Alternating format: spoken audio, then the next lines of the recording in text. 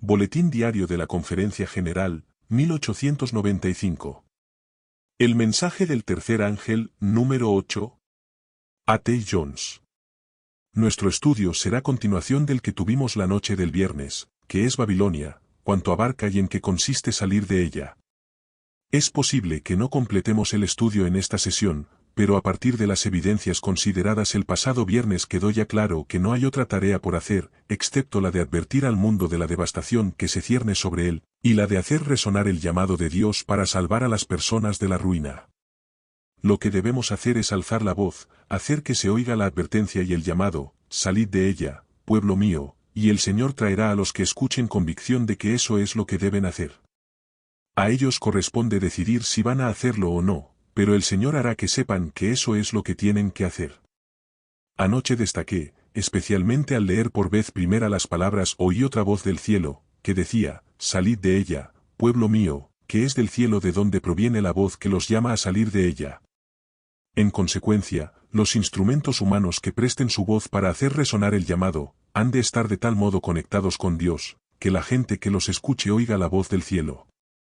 Hemos de estar hasta tal punto conectados con Dios, que al proclamar, salid de ella, pueblo mío, el Espíritu de Dios les diga, eso es lo que debes hacer. Los que den la advertencia han de estar de tal modo conectados con Dios, que cuando la voz les presente las palabras de Dios mostrando la situación tal cual es en la actualidad, el Espíritu de Dios impresione a los que oyen convenciéndolos de que esa es la verdad, de que estamos en el tiempo en el que deben salir de ella. Pero insisto en que a ellos corresponde decidir si lo harán o no. Dios nunca hace salir a nadie arrastrándolo. Tenemos una ilustración de lo que estoy diciendo en el episodio en que Pedro y Juan estaban encarcelados en Jerusalén, y el ángel del Señor los liberó, siendo emplazados a comparecer ante el Sanedrín en la mañana siguiente, Hechos 4 y 13. Cuando en el Sanedrín vieron la valentía de Pedro y de Juan, y sabiendo que eran hombres sin letras y del vulgo, se admiraban, y les reconocían que habían estado con Jesús. Ante las palabras y la presencia de aquellos dos discípulos de Cristo, los sacerdotes y gobernantes fueron convencidos de la misión de Cristo y de que aquellos hombres estaban en lo cierto. Y les reconocían que habían estado con Jesús. Ahora bien, en lugar de rendirse a aquella convicción, se endurecieron contra ella y ordenaron que los discípulos fueran expulsados. Entonces les ordenaron que salieran del concilio y deliberaban entre sí, diciendo, ¿qué haremos con estos hombres? Porque, de cierto, señal evidente ha sido hecha por ellos, notoria a todos los que viven en Jerusalén, y no lo podemos negar. Sin embargo, para que no se divulgue más entre el pueblo, amenacémoslos para que no hablen de aquí en adelante a hombre alguno en este nombre. Entonces los llamaron y les ordenaron que en ninguna manera hablaran ni enseñaran en el nombre de Jesús. Pero Pedro y Juan respondieron, diciéndoles, juzgad si es justo delante de Dios obedecer a vosotros antes que a Dios, porque no podemos dejar de decir lo que hemos visto y oído. Ellos entonces, después de amenazarlos, los soltaron, no hallando ningún modo de castigarlos. Estaban resueltos a castigarlos aunque no encontraran cómo hacerlo en aquellas circunstancias, pero lo cierto es que profirieron todas esas amenazas y quisieron castigarlos en contra de su propia convicción de que los discípulos estaban actuando correctamente. Ahí es donde Dios quiere que su pueblo esté hoy. Tenemos ahora un mensaje para el mundo, que es tan importante como lo fue el de los discípulos de entonces, y nuestra posición no será la correcta hasta que no nos encontremos en una conexión tal con Dios, que cuando hablemos la verdad allí donde vayamos, y demos a las personas el mensaje que Él nos ha encomendado, el Espíritu de Dios pueda estar allí para llevar el testimonio a las personas y les diga, eso es así, el mensajero te está presentando la verdad. Todo cuanto podemos hacer es llevar el mensaje a las personas. Nosotros no podemos hacer que salgan, y Dios nos les hará salir por la fuerza. Él se gana a las personas diciéndoles que es la verdad, y haciendo pasar su bondad ante ellas. Eso es lo que Dios va a hacer cuando el instrumento humano mediante el que obra esté de tal forma relacionado con Él, que permita que el Espíritu hable por su voz, de manera que las personas, al oír palabras pronunciadas por un ser humano, estén oyendo la voz del cielo. Me alegra, y no se trata de una impresión, sino de la convicción del hecho que todos y cada uno de quienes se entreguen a la verdad de Dios tal como el Señor nos la revela hoy, y tal como la va a revelar a todo hombre, vaya a ser llevado por la verdad al preciso lugar en el que el Espíritu de Dios podrá obrar con él todo el tiempo de ese modo. Sabemos que hemos estado por más de 2 años en el tiempo cuando el Señor ha declarado, levántate, resplandece, porque ha venido tu luz. Eso es verdad, y lo sabemos todos los que estamos aquí. Ahora bien, no podemos levantarnos a nosotros mismos. Es la verdad de Dios la que nos ha de levantar. El poder de Dios ha de tener su lugar, y nos levantará. Evidentemente, antes de resplandecer nos hemos de levantar. No podemos brillar aquí abajo donde estamos, no estamos en la posición correcta para hacerlo, hemos de levantarnos a fin de poder brillar, porque es arriba donde está la luz. Estamos demasiado cerca de la tierra, los adventistas del séptimo día, todos nosotros, estamos demasiado cerca de la tierra, demasiado abajo, demasiado cerca de las tinieblas, así no podemos brillar de la forma en que Dios ha dispuesto que hagamos. Por consiguiente, nos dice, levántate, resplandece. Pero repito, de nada sirve que intentemos levantarnos a nosotros mismos. Y afirmo también que tan ciertamente como cualquier adventista del séptimo día que esté aquí en esta asamblea o en el lugar que sea de la tierra entregue enteramente su voluntad, su cuerpo, su mente y corazón, todo a Dios, tomando su verdad por lo que es, Dios se encargará de que esa verdad lo levante hasta el lugar en el que brillará. En consecuencia, dediquémonos aquí mismo al estudio sincero del asunto, y de la obra que hay pendiente de realizar, de una forma en que podamos ver lo que Dios tiene que impartirnos de su verdad, que nos va a levantar hasta el lugar en el que pueda obrar en nosotros según su buena voluntad, y desde el que, al utilizarnos y hablar mediante nosotros, la gente pueda ver que el poder de Dios está allí, y pueda oír la voz del cielo. Si tal no sucede, no podemos dar el mensaje. Eso es todo. De nada sirve que digamos a las personas, salid de ella, pueblo mío, si nuestras palabras carecen del poder que hará que salgan, no hay poder alguno de nuestra parte capaz de hacer que la cosa ocurra. Sería simplemente hablar al aire. Vivimos en un tiempo en que tiene demasiada importancia el que no hablemos al aire. Dios quiere que hablemos a las personas de forma que Él pueda hablarles al corazón en las palabras que les dirijamos. Por nosotros mismos carecemos de la capacidad para realizar esa obra. Tenemos la palabra, nuestra capacidad proviene de Dios, 2 Corintios 3, 5. Podemos poner toda nuestra confianza en ella y permitir que Dios nos lleve al lugar donde su suficiencia se manifieste en nuestra obra, y nuestra capacidad proviene de Dios. Eso significa simplemente que Dios va a hacer provisión para nuestra incapacidad, que nos va a hacer capaces. Avancemos algo más en lo relativo a cuanto abarca Babilonia. Recordaréis que en lecciones pasadas hemos leído que todo el mundo va a honrar a la bestia, al papado y a obedecer sus dictados, todos lo harán, excepto aquellos cuyos nombres permanezcan escritos en el libro de la vida. Pero hay algunos textos adicionales que podemos leer sobre el tema. Veamos Apocalipsis 17, 8, especialmente la última parte del versículo, aunque lo voy a leer en su totalidad. La bestia que has visto era y no es, y está para subir del abismo e ir a perdición. Los habitantes de la tierra, aquellos cuyos nombres no están escritos en el libro de la vida desde la fundación del mundo, se asombrarán viendo la bestia que era y no es, y será. Se asombrarán cuando vean la bestia que fue, que no es, y que volverá a ser. Pero habrá ciertas personas que no se asombrarán lo más mínimo por ello. Todo el mundo estará sorprendido, asombrado, estupefacto, observando maravillado, pero va a haber un pueblo que no se preocupará porque así sea, y son aquellos cuyos nombres están escritos en el libro de la vida, los que no adoran a la bestia y su imagen. Leo particularmente ese texto para relacionarlo con el pensamiento de anoche, consistente en que todos los que moran en la tierra le adoraron, cuyos nombres no están escritos en el libro de la vida. Todos los reinos de la tierra cometieron fornicación con Babilonia, los habitantes de la tierra resultan embriagados con el vino de la ira de su fornicación, lo que demuestra que todo el mundo está conectado con ella, y en virtud de ese prodigio. Babilonia va a alcanzar la posición en la que va a cumplirse la escritura. Hagamos ahora una pregunta, tomando el asunto tal como lo presentan las escrituras resulta que todos los reinos de la tierra están juntos con Babilonia, fornicando con ella, en una relación ilícita con ella, los habitantes de la tierra se han embriagado con el vino de su fornicación, ¿en qué puede consistir entonces salir de Babilonia? ¿Qué es lo único que puede significar? Nada menos que salir del propio mundo. Hay también otra palabra al respecto. Volvamos a Apocalipsis 18 y veamos cuánto hay ahí implicado. La noche del viernes leímos hasta el versículo 10. Ahora reanudamos la lectura en el 11. Y los mercaderes de la tierra lloran y se lamentan sobre ella, porque ninguno compra más sus mercaderías. Seguiré leyendo pausadamente, y una vez terminada la lectura quiero que consideréis cuánto del comercio humano escapa a su control. Mercadería de oro, y de plata, y de piedras preciosas, y de margaritas, y de lino fino, y de escarlata, y de seda, y de grana, y de toda madera olorosa, y de todo vaso de marfil, y de todo vaso de madera preciosa, y de cobre, y de hierro, y de mármol, y canela, y olores, y ungüentos, y de incienso, y de vino, y de aceite, y flor de harina y trigo, y de bestias, y de ovejas, y de caballos, y de carros, y de siervos, y de almas de hombres. Babilonia controla todo eso. ¿Cuánto queda fuera de su control? Nada. Entonces, cuando llegue el tiempo en que imponga el boicot general, le va a resultar muy fácil hacer que alguien no pueda comprar ni vender, pues todo el comercio en el mundo está bajo su control.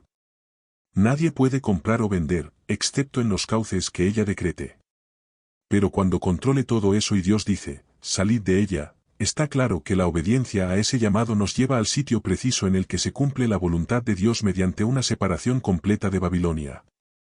El propio hecho de que nuestros nombres estén en el libro de la vida, así como nuestra negativa a obedecer las órdenes de Roma, nos hace salir totalmente y nos coloca en un lugar en el que no tendremos conexión alguna con ella y hasta el punto de que no tengamos nada que llevarnos a la boca. Estudiémoslo algo más. Cuando nuestra lealtad a la verdad de Dios, nuestra entrega total a Él, nos lleve al lugar en el que resultemos privados de cualquier comida o bebida en la tierra, ¿cómo vamos a poder vivir? Tenemos la promesa, se le dará su pan y sus aguas tendrá seguras.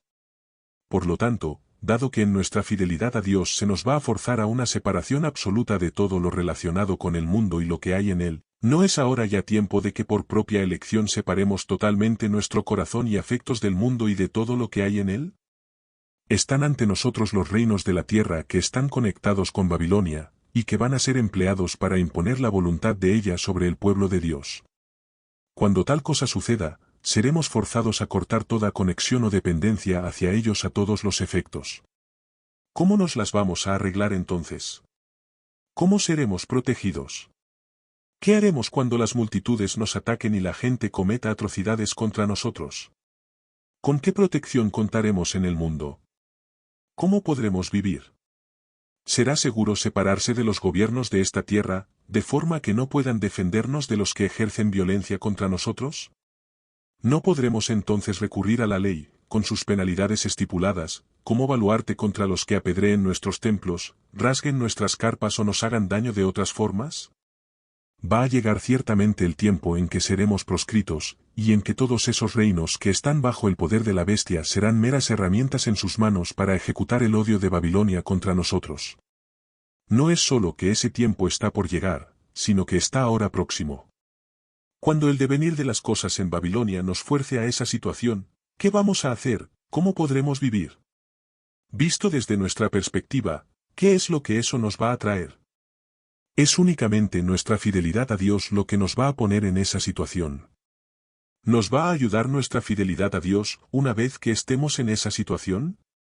¿Propiciará la fidelidad a Dios la protección que vamos a necesitar cuando llegue ese tiempo? Todos decís que sí. Bien, si la fidelidad a Dios de todo corazón, ahora, va a llevarnos a esa situación, ¿os parece que sería demasiado arriesgado que rompamos las ataduras y depositemos nuestra confianza enteramente en Dios ahora mismo? ¿Creéis que sería ir demasiado lejos el que pongamos justo ahora nuestra fidelidad del lado de Dios, y confiemos en Él para nuestra protección, tan plenamente como si no hubiera gobierno alguno en toda la tierra? Los poderes terrenales van a forzar entonces a todo aquel cuyo nombre esté en el libro de la vida. ¿No debiéramos permitir que la palabra de Dios y su poder nos eleven ahora hasta allí? Prefiero que sea la obra de Dios y su poder la que me ponga en cierta posición, más bien que ser forzado por las circunstancias, por las fuerzas del mal y los poderes de la tierra a estar allí. Prefiero de todo corazón al Señor y sus caminos, que languidecer con mis afectos, confianza y dependencia ligados a los poderes terrenales, prefiriendo que el estado actual dure tanto como sea posible, de no ser porque reconozco que no puedo seguir así e ir al cielo. Mucho mejor cortar amarras con todas las consecuencias e ir al cielo. cortaré amarras con el mundo y con todo lo que es de él y está en él, para poner toda mi confianza en Dios como si no existiera en todo el universo nadie más que él. Hay un texto que creo que resume bien el asunto. Jeremías 17, 5. Así ha dicho Jehová, maldito aquel que confía en el hombre, que pone su confianza en la fuerza humana, mientras su corazón se aparta de Jehová. Si mi corazón se inclina a buscar apoyo y confianza en cualquier cosa que no sea Dios. ¿Con quién está mi corazón? Ciertamente, no con el Señor. Veamos ahora el siguiente versículo. Será como la retama en el desierto, y no verá cuando llegue el bien. Hermanos, cuando llegue el bien, queremos saberlo. ¿Qué impedirá que alguien lo vea cuando llega? Confiar en el hombre, en la fuerza humana. Mirar al hombre, a cualquier invención del hombre o a cualquier combinación de hombres, logrará eso. Pone su confianza en la fuerza humana. Depender de una organización humana, de cualquier combinación humana y confiar en su fuerza, ¿va a impedirme que vea cuando llegue el bien? ¿Por qué? Porque mi corazón se está apoyando en alguien que no es Dios. Puedo intentar tranquilizar mi conciencia autoconvenciéndome de que es un instrumento de Dios para sostenerme, pero el Señor no obra de ese modo, sino que hace una clara distinción entre Dios y el hombre, y entre confiar en el Señor y confiar en la fuerza humana. Confiaré enteramente en Dios, sea el quien use la fuerza humana, si así lo dispone para sostenerme, más bien que depender de la fuerza humana para sostenerme y esperar que Dios obre según ese camino. Cuando nos apoyamos en el hombre, en organizaciones humanas y en el poder de este mundo y del hombre, para pretender posteriormente darle el crédito a Dios, lo cierto es que estamos dando el primer lugar a aquello en que nos estamos apoyando. Pero solo Dios ha de tener el primer lugar. Entonces, cuando nos apoyamos solamente en Él, podrá emplear el instrumento que quiera para sostenernos, o hacer lo que mejor disponga con nosotros. Pero lo importante aquí es que quien se apoya en el hombre y en la fortaleza humana, no verá el bien cuando éste llegue. Y en el tiempo en que vivimos, eso es trágico. Será como la retama en el desierto, y no verá cuando llegue el bien, sino que morará en los sequedales en el desierto, en tierra despoblada y deshabitada. Esa escena de desolación, la tierra despoblada y deshabitada resulta ser el destino final de Babilonia. Miremoslo ahora desde el lado positivo, bendito el hombre que confía en Jehová. ¿Confía en Jehová a través del hombre? No. ¿Confía en Jehová mediante la fuerza humana? No. Confía en el propio Señor, su confianza está puesta en Jehová. Será como el árbol plantado junto a las aguas, que junto a la corriente echará sus raíces. No temerá cuando llegue el calor, sino que su hoja estará verde. En el año de sequía no se inquietará ni dejará de dar fruto. Está por venir una tremenda sequía. Pero Dios ha dispuesto las cosas de forma que no tiene por qué temer ni estar amedrentado por ese año de sequía. Ha hecho provisión antes de que ésta llegue, ha puesto en Dios su confianza y al venir la sequía seguirá confiando en Él. Observad el contraste, el que confía en el hombre y en la fortaleza humana no verá cuando llegue el bien, mientras que el que puso en el Señor su confianza no verá cuando llegue el calor. Es mucho mejor camino. Tomémoslo. Cuando vengan las calamidades, no afectarán al que puso en Dios su confianza, no se conmoverá lo más mínimo por ellas. Vayamos ahora al capítulo 16 de Apocalipsis y veamos que revela acerca de la extensión del dominio de Babilonia. Voy a leer Apocalipsis 16, 13-14, no en referencia al tiempo de su aplicación, sino para comprender los límites del dominio de Babilonia, hasta donde alcanza y cuánto queda bajo su dominio. Vi salir de la boca del dragón, de la boca de la bestia y de la boca del falso profeta, 3 espíritus inmundos semejantes a ranas. Son espíritus de demonios, que hacen señales y van a los reyes de la tierra en todo el mundo para reunirlos para la batalla de aquel gran día del Dios Todopoderoso. Vers. 16, y los reunió. Vers. 19, después de la séptima plaga, al llegar el fin, se refiere a la gran ciudad. ¿Cuál es esa gran ciudad? Babilonia todo el tiempo. La gran ciudad se dividió en 3 partes y las ciudades de las naciones cayeron. La gran Babilonia vino en memoria delante de Dios, para darle el cáliz del vino del ardor de su ira. Así pues, Babilonia, la gran ciudad, queda dividida en 3 partes.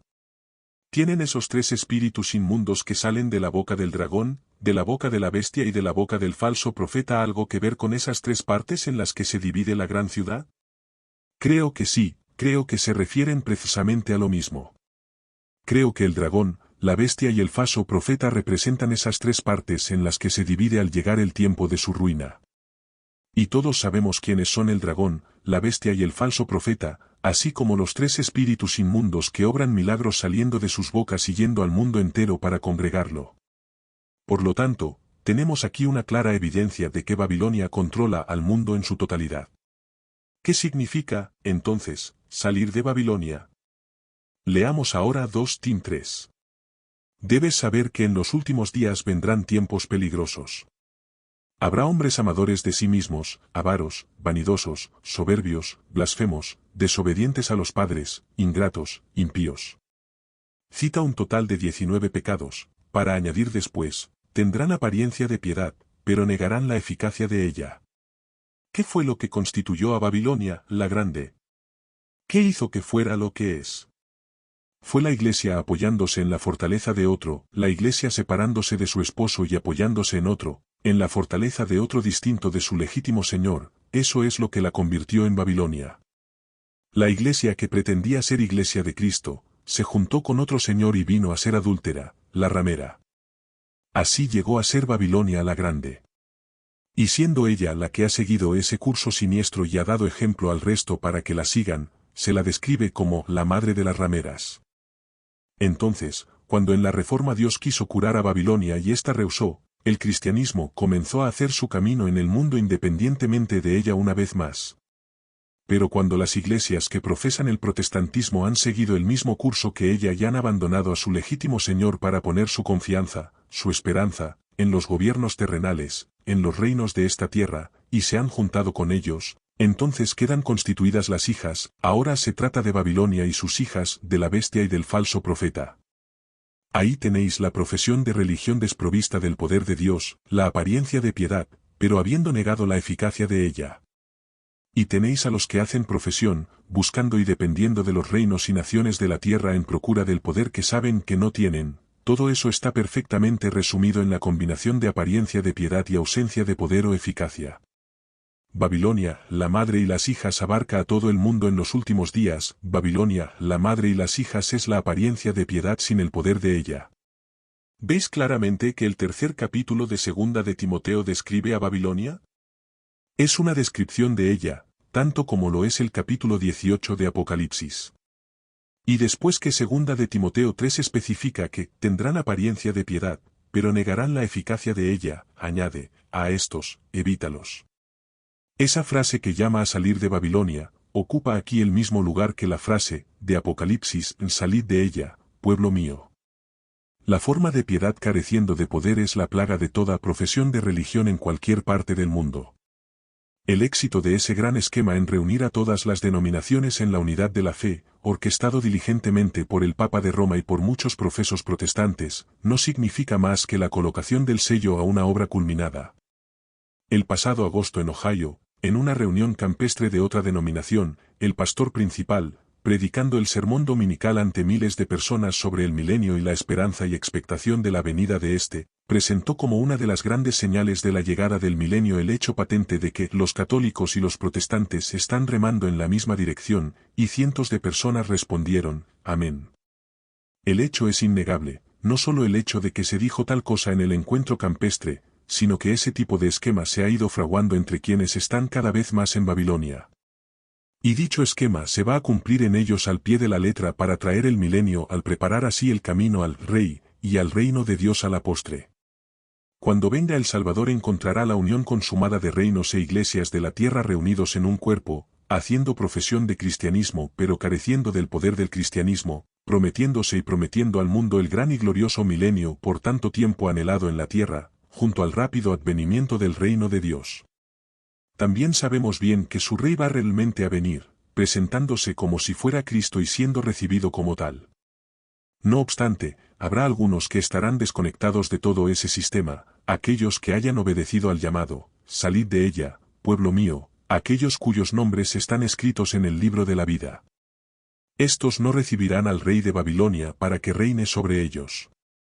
Y entonces se van a emplear las escrituras en su contra, tal como propusieron que se hiciera los defensores de la Reforma Nacional en 1886, a aquellos mis enemigos que no querían que yo reinara sobre ellos, traedlos acá y decapitadlos delante de mí. Eso trae de forma lógica la pena capital, tal como señala el capítulo 13 de Apocalipsis sobre todos los que no adoran a la bestia y su imagen. Toda la fuerza combinada bajo el dominio terrenal y de los espíritus malignos, el dragón, la bestia y el falso profeta, Satanás y todos sus instrumentos en la tierra combinados, quedarán establecidos como un gran sistema de cristianismo, siendo que se trata en realidad de un gran sistema diabólico. ¿Qué podría representar mejor que ese reino universal la forma de piedad, no solo sin el poder, sino negándolo, ya que esa forma de piedad niega que Jesucristo es venido en la carne? Todo espíritu que confiesa que Jesucristo es venido en la carne, es el Espíritu de Dios. Todo espíritu que no confiesa que Jesucristo es venido, no que vino, sino que es venido ahora en mi carne, Cristo en vosotros, la esperanza de gloria, Cristo morando en el interior, Dios reinando en el reino de Dios que está en vosotros, eso es lo que significa. Todo espíritu que no confiesa que Jesucristo es venido en la carne, no es de Dios. Y ese es el espíritu del anticristo. Y vosotros lo habéis vencido, hijitos, porque mayor es el que está en vosotros, que el que está en el mundo. ¿Quién es el que está en el mundo? Es el rey de este mundo, Satanás. Mayor es Cristo, quien está en vosotros, que el que está en el mundo. Por consiguiente, todo lo anterior nos muestra claramente que en los últimos días todo el mundo y la mundanalidad estarán combinados en un gran sistema con apariencia de piedad, pero sin poder y negando el poder, y que irá de mal en peor. Y el clamor, a estos, evítalos, es simplemente otra forma de clamar, salid de ella, pueblo mío. Allí donde resuene ese clamor, significa sencillamente, salid del mundo, separaos en vuestro corazón y en vuestra mente del mundo y de las cosas que hay en el mundo, tan completamente como si el mundo se hubiera deshecho ya. Salid de ella, pueblo mío. 3ubs.libros1888.com